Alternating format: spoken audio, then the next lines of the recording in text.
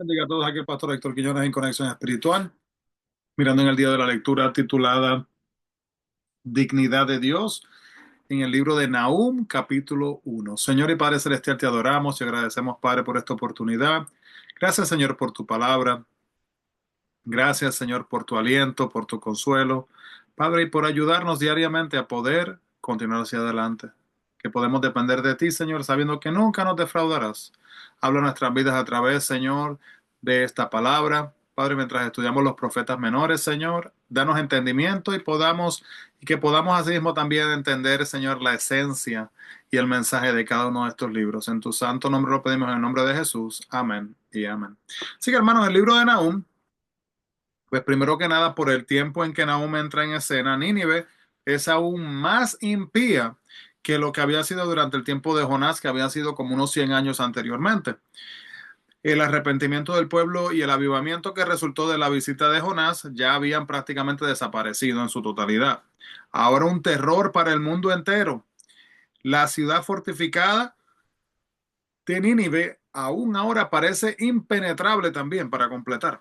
Pero Dios no tolerará más tiempo sus horribles pecados y envía entonces a Nahum a darle el mensaje de la inminente destrucción. Todo el imperio asirio será destruido y la poderosa ciudad de Nínive consumida por un voraz incendio que iba a tomar lugar. Entonces podemos ver asimismo que el libro de Nahum está dividido en varias secciones. Las divisiones está el discurso de Dios proclamado, que es del capítulo 1 hasta el 1:15, donde tenemos las alabanzas por la justicia de Dios y el gozo por la destrucción de Nínive. Capítulo 2:1 hasta el 2:13, hay dos secciones, que es la destrucción de Nínive predicha. Tenemos la destrucción de Nínive primero y luego un contraste con su gloria pasada. Y el último capítulo, el capítulo 3 del 3:1 al 3:19, tenemos dos secciones también, que es el desplome de Nínive que fue proyectado. Y vemos así los pecados de Nínive, la destrucción inevitable también. Los tópicos principales del libro son sentencia del juicio, salmo de justicia, visión del juicio y descripción de justicia, y la justificación del juicio y la razón también asimismo de la justicia. El lugar en que toma lugar es en Judá contra Nínive, capital de Asiria, y toma lugar aproximadamente 660 años antes de Cristo.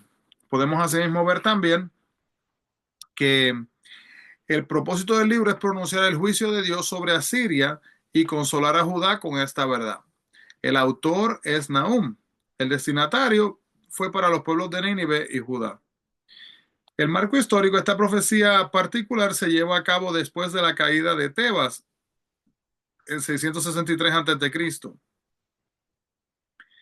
Y el bosquejo, tenemos el juez de Nínive y el juicio luego de Nínive, ahí prácticamente un resumen completo. Y los megatemas son dos más que nada, los mayores son el hecho de que Dios juzga y que Dios asimismo también gobierna.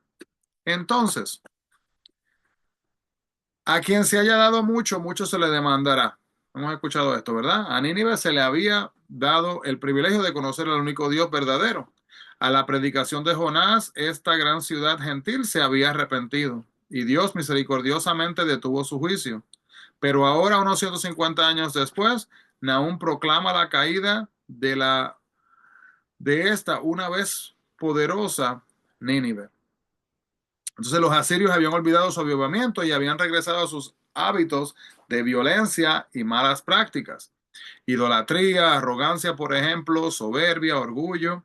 Como resultado, Babilonia entonces destruiría de tal forma su ciudad que no quedaría vestigio de ella. Profecía dolorosamente cumplida, al pie de la letra, lo podemos asimismo ver. Entonces, en el capítulo 1 de Nahum, podemos ver que la Biblia nos muestra que Nahum, como Jonás, fue un profeta asimismo también en Nínive, del imperio asirio, y él profetizó entre los años 663 hasta los años 654, perdón, antes de Cristo. Fue un siglo antes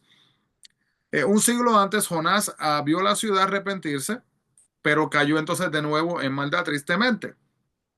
Únicamente, versículo 2, Dios tiene el derecho de ser celoso y de llevar a cabo la venganza. Los celos y la venganza pueden ser términos que nos llenen de sorpresa al asociarse con Dios. Por lo general, cuando los humanos celan y se vengan, actúan con un espíritu egoísta. ¿Y de qué estamos hablando aquí, hermano? Vamos a ver lo que dice el versículo 2. Dice, Jehová es Dios celoso y vengador. Jehová es vengador y lleno de indignación.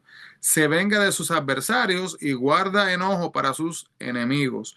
Esto también lo puede buscar en Éxodo capítulo 20, versículo 5.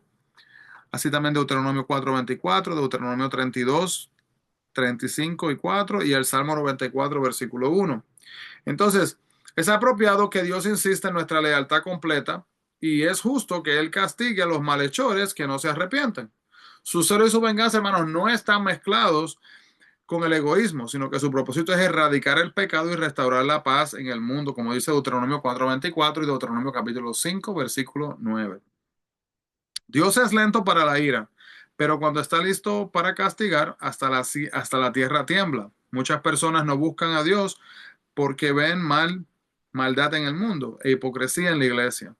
No comprenden que como Dios es lento para la ira, ofrece a sus seguidores tiempo para hablar de la realidad de su amor hacia los pecadores. Entonces hace falta, hermanos, entender que hay un proceso que pasa a la gente, ¿verdad? No es que tiene que cambiar así, ¿verdad? Inmediatamente, sino que venimos tal y como somos y Dios empieza a trabajar en nuestras vidas, guiándonos para el cambio necesario.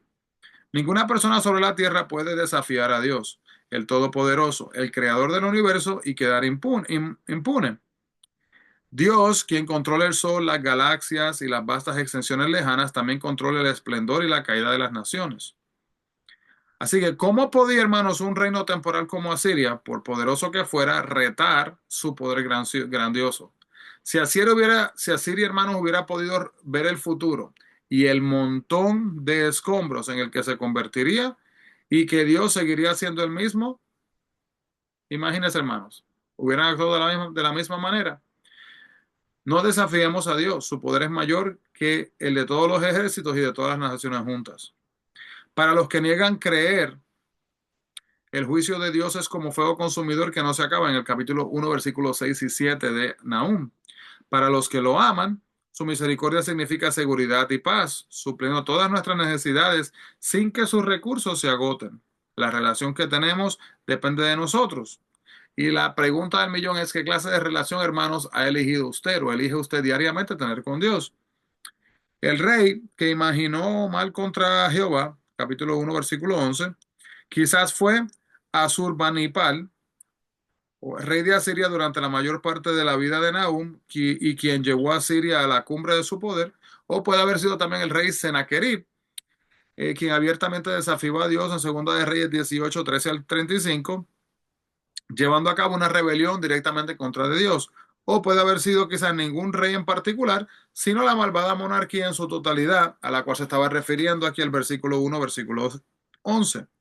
Y el capítulo 1:15, las buenas nuevas para Judá, a quien Asiria destruyó, fueron que sus conquistadores y atormentadores serían destruidos y nunca se volverían a levantar para volverla a atormentar. Nínive fue, hermanos, completamente borrada de tal forma que sus ruinas no se identificaron hasta el año 1845. Imagínense, hermanos, qué cosa tan triste. Se perdieron tanto en su pecado, hermanos, que aún ni rastro quedaba de este lugar.